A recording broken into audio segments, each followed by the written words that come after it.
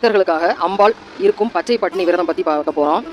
உங்களுக்கெல்லாம் ஆச்சரியமாக இருக்கலாம், என்னது அம்பாள் பக்தர்களுக்காக பட்டினி இருக்காங்களா அப்படின்னு சொல்லி. ஆமாங்க, சமயபுரம் மாரியம்மன் தான் உலக மக்களின் நன்மைக்காக பச்சை பட்டினி விரதம் இருப்பதாக ஐதீகமாக சொல்லப்படுகிறது. மிகவும் பிரசித்தி பெற்ற சமயபுரம் மாரியம்மன் ஆலயத்தில் மாசி மாதம் கடைசி ஞாயிறு அன்று நடைபெறும் பச்சை பட்டினி விரதம் மிகவும் சிறப்புக்குரியது. அன்றைய தினம் முதல் பங்குனி மாதத்தின் கடைசி ஞாயிறு வரை இந்த விரதத்தை அனுஷ்டித்து அம்மன் கடும் தவத்தில் இருப்பதாக ஐதீகம். இந்த விரதம் 28 நாட்கள் கொண்டது. இந்த விரத காலத்தில் அம்மனுக்கு தளிகை நைவேத்தியமாக படைக்கப்படாது. அதற்கு பதிலாக துள்ளுமாவு, திராட்சை, இளநீர், பானகம், ஆரஞ்சு பழம் போன்றவை அம்மனுக்கு நைவேத்தியமாக படைக்கப்படும். அம்மன் பச்சை பட்டினி விரதம் இருக்கும் நாட்களில் அம்மனை மனதில் கொண்டு அந்த ஊர் மக்களும் தங்கள் வீடுகளில் அம்மன் படத்தை வைத்து வழிபட்டு விரதம் கடைபிடிப்பது வழக்கம்.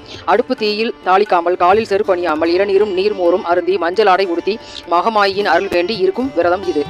அம்மனின் பச்சை பட்டினி விரதம் எளிதே நடைபெற வேண்டும் என்பதற்காக கருவறையில் உள்ள அம்மனுக்கு பூக்கள் அபிஷேகம் செய்யப்படும். இதனை பூச்சொரிதல் என்பார்கள். அசுரர்களை வதம் செய்த பாவத்தை போக்கவும் உலக நன்மைக்காகவும் அம்பிகை இத்தலத்தில் தவம் செய்து வருகிறார் என்பது பக்தர்களின் நம்பிக்கை. தன்னை வழிபடும் பக்தர்களின் நலனுக்காக பச்சை பட்டினி விரதம் இருக்கும் சமயபுரம் மாரியம்மனை வணங்கி அவளின் பேரருளை பெறுவோம்.